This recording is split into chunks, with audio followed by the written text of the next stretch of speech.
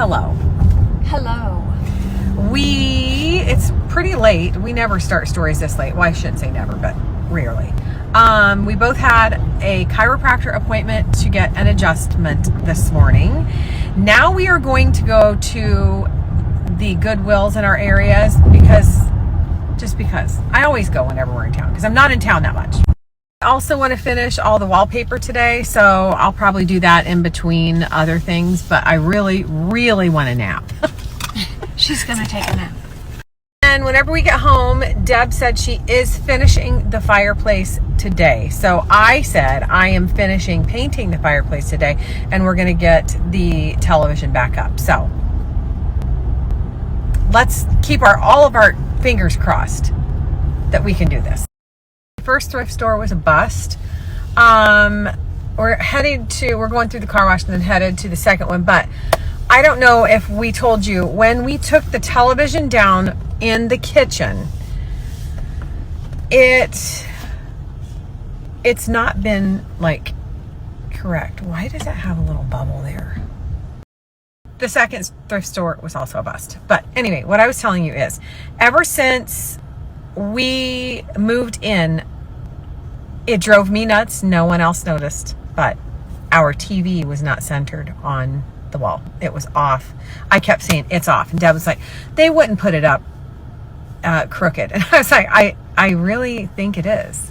So when she was taking it down, I looked and it was 3 inches too far one way. And the only reason I knew that was because of my decor. I would put something up there and I'm like, why is there so much space and there's not this much space on this side?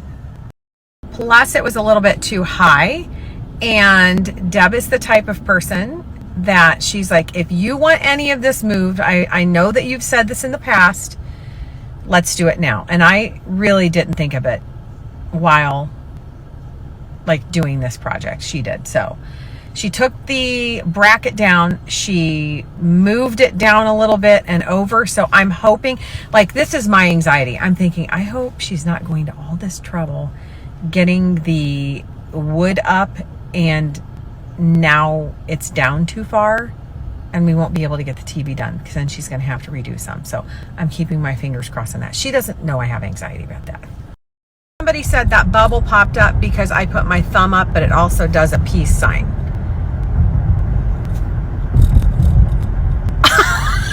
I've never mentioned this in stories, but another project on our list for this summer was to get the workshop to look like our home, like match it better. Our house has the stained doors, if you can see there.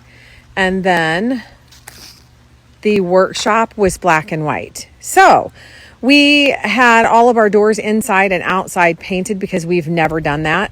They were just like the steel doors. So we had him paint those doors that color. And then we are going to do the shutters in brown as well. I should say we're not sure what color we're going to do the shutters. We originally talked about brown. Deb is like, well, maybe we should just leave them black for a little bit. And then I even thought about like a creamy white. I don't know. But we don't have shutters over here. So we're just trying to get that figured out. But I really like that brown door. This one up here, this is also a steel door, but he put stain on this. So he made wood grain out of stain. So I might try that on the other ones.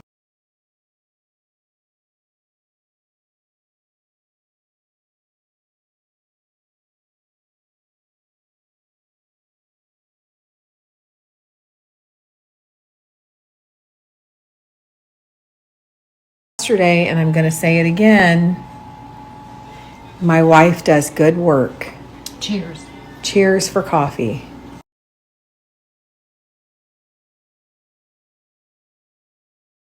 I also wanted to show you how this frame turned out. This is the one from the TV. I'll pull the before and post it next. I know that it's probably still up in my stories, but it is going to expire here shortly. But I cannot believe it. It turned that frame into one that looks like an antique. So if you have a frame on your television that you don't particularly like, this was Rub and Buff. I just used a bigger, like a throwaway brush, and just would put a dab on it and then just kind of brush it all around. And I used European Gold.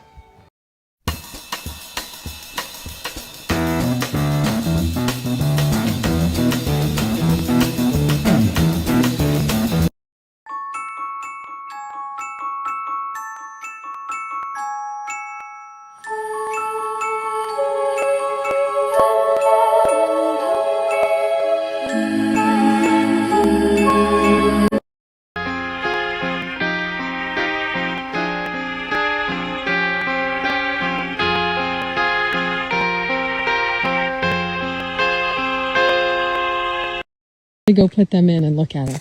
When they see me, they come running because they know that I'm going to give them worms.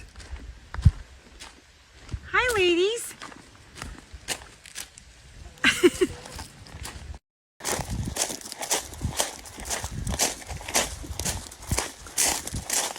Come on. They're like little dogs.